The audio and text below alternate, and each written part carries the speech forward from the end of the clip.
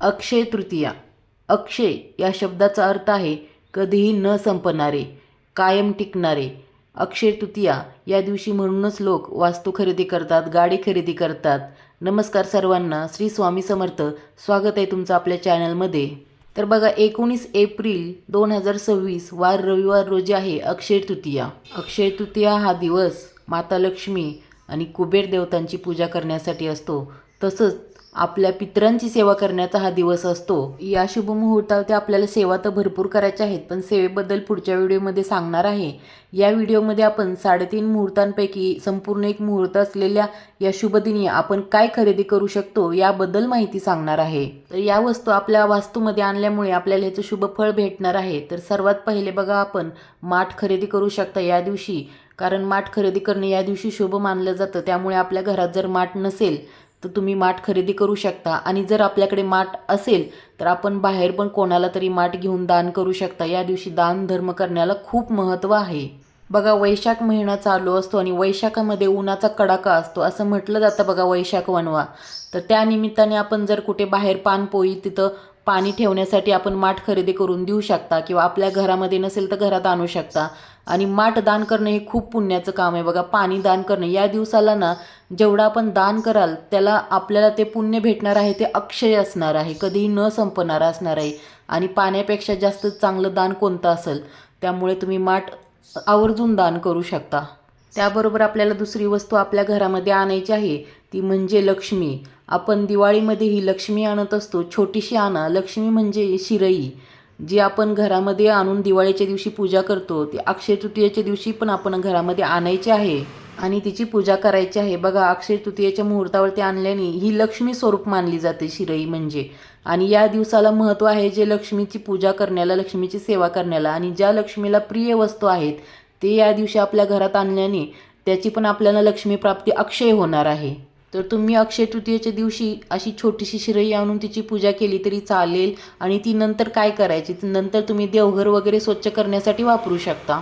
या दिवसाला बघा खूप अत्यंत महत्त्व आहे. 3.5 मुहूर्तापैकी एक मुहूर्त असतो, आणि या दिवशी ज्या लक्ष्मीला प्रिय वस्तू आहेत त्या जर आपल्या घरामध्ये आणल्या तर त्याच्याबरोबर लक्ष्मी माता पण आपल्या घरामध्ये अखंड राहणार आहे. दिवाळीमध्ये आपण लक्ष्मीपूजनाच्या दिवशी शिरईची पूजा करत असतो, आणि अक्षय तृतीया हा लक्ष्मी मातेचाच दिवस आहे. तिसरी वस्तू म्हणजे गजंत लक्ष्मी. तुमच्याकडे जर गजंत लक्ष्मी नसतील तर तुम्ही अवश्य या दिवशी धातूची गजंत लक्ष्मी खरेदी करू शकता. 2 करायचे असतात. बघा, लक्ष्मी मातेला आपण जेव्हा लक्ष्मी मातेचा फोटो पाहतो तेव्हा दोन्ही साईडला 2 हत्ती असतात. त्यामुळे गजंत लक्ष्मी ही लक्ष्मीचं दुसरं रूपच आहे. गजंत लक्ष्मी ही व्यवसाय वगैरे जिथं लोकांचे शॉप असतात तिथं पण ठेवली जाते. तर तुम्ही घरातही ठेवू शकता, देवघरातही ठेवू शकता. जर छोटी साईजमध्ये असेल तर देवघरातही दोन्ही साईडला 2 ठेवली जातात गजंत लक्ष्मी. गजंत लक्ष्मी आपल्या घरात असेल तर आपली आर्थिक परिस्थिती सुधारते असं म्हणतात. आणि तुमचा व्यवसाय असेल तर तुम्ही व्यवसायाच्या ठिकाणी पण ठेवू शकता. तुमच्याकडे जर असतील पहिलेच घरात गजंत लक्ष्मी तर या दिवशी तुम्ही नक्की पूजा करा, आणि नसतील तर तुम्ही अवश्य खरेदी करा. त्याचबरोबर बघा, आपण अजून या दिवशी पिवळी मोहरी पण खरेदी करू शकता. आपण जेव्हा काही सेवा करत असतो बघा, पौर्णिमेला वगैरे, तर तेव्हा आपल्याला पिवळी मोहरी लागत असते. तर सेवा करण्यासाठी शुभदिनी जर तुम्ही पिवळी मोहरी खरेदी करून ठेवली तर ते पण छान फलदायी असणार आहे. तुम्ही त्या दिवशी तुम्हाला कुठेही भेटेल पिवळी मोहरी पूजेच्या साहित्याच्या दुकानामध्ये, तर तुम्ही पिवळी मोहरी पण आणून ठेवू शकता. काल भैरव अष्टकमचं पठण करत असताना आपल्याला पिवळी मोहरी लागत असते, त्यामुळे तुम्ही या दिवशी पिवळी मोहरी खरेदी केली तरी चालणार आहे. आणखी वस्तू तुम्ही आणू शकता घरामध्ये, म्हणजे तुमच्या देवघरामध्ये ठेवण्यासाठी. जर तुमच्याकडे हे कासव नसेल तर तुम्ही धातूचं कासव या दिवशी अवश्य खरेदी करू शकता. कासव म्हणजे विष्णू स्वरूप असतं, त्यामुळे आपण माता लक्ष्मीची सेवा करतो तर आपल्याकडे कासव पण असायला हवं. कासवावरती पण सेवा केली जातात. आणि तुम्ही घरामध्ये जर देवघरामध्ये ठेवणार असाल तर असं खालून यंत्र असलेलं कासव घ्यायचं असतं, आणि ते तांदळामध्ये धान्यामध्येच ठेवायचं असतं. देवघरात जर ठेवायचं असेल तर कासव असं धातूचं हवं, आणि छोटंसं एक त्याच्या खाली यंत्र असलेलं घ्यायचं असतं. आणि जर तुमचा व्यवसाय असेल, शॉप असेल काही, तर त्या व्यवसायात प्रगती होण्यासाठी आपल्याला क्रिस्टलचं कासव आपण व्यवसायाच्या ठिकाणी ठेवू शकता. जे काचेचं असतं ते टेबलवरती ठेवलं जातं, जिथं व्यवसाय आपलं शॉप आहे वगैरे तिथं काउंटरवरती. कासव घरात आपल्याला ठेवताना उत्तरेकडे तोंड करून ठेवायचं असतं, आणि कासव घरात ठेवल्यामुळे आपली आर्थिक परिस्थिती सुधारत असते. त्यामुळे बघा, या दिवशी जर कासव खरेदी केलं तर ते अक्षय टिकणार आहे, आणि आपली प्रगती पण अक्षय स्वरूपात होणार आहे. त्यामुळे तुम्ही या दिवशी जर कासव खरेदी करायचं असेल तर करू शकता. या दिवशी बघा श्रीयंत्र खरेदी केलेलं खूप छान असते. तुमच्याकडे जर श्रीयंत्र नसेल तर तुम्ही खरेदी करू शकता. पण श्रीयंत्रावरती सेवा करायला लागते. त्यामुळे तुम्हाला सेवा करणे शक्य होत असेल तरच तुम्ही श्रीयंत्र खरेदी करा. नाहीतर नुसतं देवघरामध्ये आणून ठेवणं आणि त्याच्यावर सेवा करण्याचा पत्ता नाही. असं होण्यापेक्षा तुम्ही श्रीयंत्र जर तुम्हाला सेवा करणे शक्य असेल तर तुम्ही घरात आणा. आणि तुमच्याकडे जरी अन्नपूर्णा मातेची मूर्ती नसेल तर तुम्ही ती मूर्ती पण या दिवशी खरेदी करू शकता. अन्नदान करण्याला खूप महत्त्व आहे या दिवशी. आणि या दिवशी जर तुम्ही अन्नपूर्णा मातेची मूर्ती खरेदी केला तर तुम्हाला अन्नधान्याची कधीच कमी पडणार नाही. अन्नपूर्णा मातेची मूर्ती आपल्या घरात अवश्य असावी आणि ती तांदळामध्येच ठेवली जाते. अन्नपूर्णा मातेची मूर्ती घरात असेल तर आपल्याला अन्नधान्याची कधीच चणचण भासत नाही जीवनामध्ये. त्याचबरोबर आपण या दिवशी धने पण खरेदी करू शकता. कारण की बघा, शुभ दिनी आपण धन्याची पूजा करत असतो. धन म्हणजे आपण आपलं धन मानत असतो धन्याला. त्यामुळे या दिवशी आपण धने पण खरेदी करू शकता. त्याबरोबर तुम्ही या दिवशी गाय वासराची पण खरेदी करू शकता. बघा, आपल्या देवघरामध्ये जर ठेवायची असेल आपल्याला गाय वासरू तर तुम्ही ती छोट्या स्वरूपात धातूमध्ये घेऊ शकता. पितळाची असते ती. जर तुम्हाला अशी मोठी पाहिजे असेल तर तुम्ही मोठी अशी मातीमध्ये घेऊ शकता. या दिवशी जर खरेदी केलं तर खूप शुभ फळ भेटणार आहे. आणि पांढऱ्या कलरमध्ये असेल तर या दिवसाला पांढऱ्या कलरची खरेदी करण्याला खूप महत्त्व आहे. त्यामुळे तुम्ही या दिवशी गाई वासरूची खरेदी करू शकता.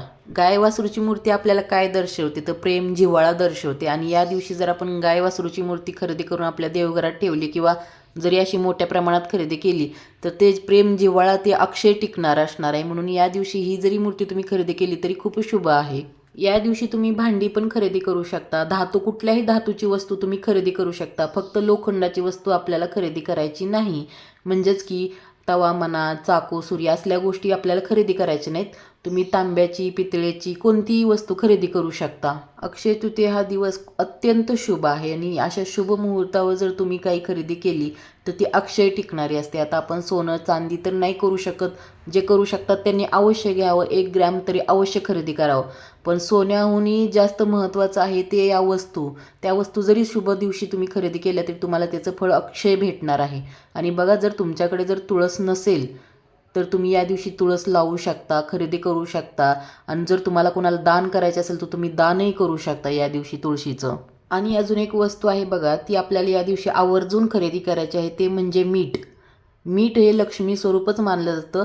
त्यामुळे मिठामुळेच आपल्या अन्नाला चव येते. बघा, मीठ नसेल तर सर्व अन्नपदार्थ अळणी असतात. तर मीठ हे आपल्या जीवनाचं अमृत मानलं जातं. त्यामुळे या दिवसाला मीठ खरेदी करणे अत्यंत शुभ मानलं जातं. तर तुम्ही या दिवशी मिठाची पण खरेदी करू शकता. मिठासोबतच आपण काही पांढऱ्या वस्तू खरेदी करू शकता, जसं की तांदूळ, साखर. या दिवशी पांढऱ्या वस्तू खरेदी करण्याला महत्त्व आहे बघा. त्यामुळे आपला शुक्र मजबूत होत असतो आणि म्हणून तर या दिवशी चांदी पण खरेदी केली जाते. तर तुम्हाला या वस्तूमध्ये एक तरी वस्तू तुम्ही आणू शकलात तरी खूप छान. तुम्हाला या व्हिडिओत सांगितलेल्या सर्वच वस्तू आणायच्या नाही आहेत. तुम्हाला जे आवश्यक आहे, तुम्हाला जे आणणं शक्य आहे, तुम्ही यातली एक जरी वस्तू आणली तरी चालणार आहे. कारण बघा, आपण इतर वेळेस आणतो तर या दिवशी आवर्जून आणली तर काय हरकत होणार आहे, त्याचा आपल्याला फायदाच होणार आहे. तुम्ही या दिवशी जी काही खरेदी कराल ती तुम्हाला अक्षय टिकणारी आहे. त्यामुळे तुम्ही जर सोनं चांदी खरेदी करू शकत असाल या दिवसामध्ये तर तुम्ही अवश्य करावं. कारण ते तुम्हाला अक्षय फळ देणार आहे. तर बघा, नसेल तर यातली कोणतीही वस्तू 1 आणा, 2 आणा, ती पण तुम्हाला फायदेशीरच ठरणार आहे. तर व्हिडिओत सांगितलेली माहिती तुम्हाला आवडली का? आवडली असेल तर कमेंट करा, व्हिडिओला लाईक करा आणि चॅनलला सबस्क्राईब करा. धन्यवाद.